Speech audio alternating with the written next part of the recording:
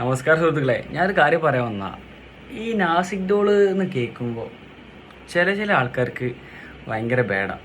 ഞാനത് എന്തിനാണ് ഇങ്ങനെ ബാഡായിട്ട് ചിന്തിക്കേണ്ട ആവശ്യമൊന്നും. ചിലവരുടെ മനസ്സിൽ ഈ നാസിക് ഡോളിൽ പോകുന്ന ആൾക്കാർ ലഹരിയാണ്, കഞ്ചാവാണ്, കള്ളുകൂടിയാണ്, സിഗരറ്റാണ്, അങ്ങനെയൊക്കെയാണ്. പക്ഷെ അങ്ങനെയൊന്നുമല്ല.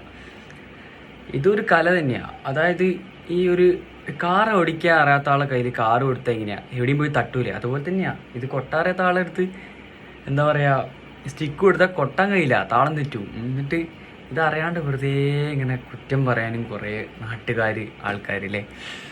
ഒരിക്കലും ഇതിനെ താത്തി കെട്ടാൻ പാടില്ല. ഒരു നല്ലൊരു കലയാണ്.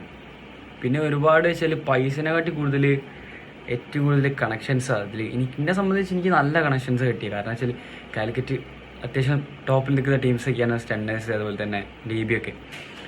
സ്റ്റണ്ണേഴ്സ് എല്ലായിടന്മാരും കൂടുതലായിട്ട് അറിയാം. പിന്നെ ബ്രിസ്റ്റോട്ടൻ, DB എല്ലാവരും ഭയങ്കര കണക്ഷനാണ്. പരിപാടി ഇല്ലെങ്കിൽ ഓരൊക്കെ സെറ്റ് ചെയ്ത് തരുന്നുണ്ട്.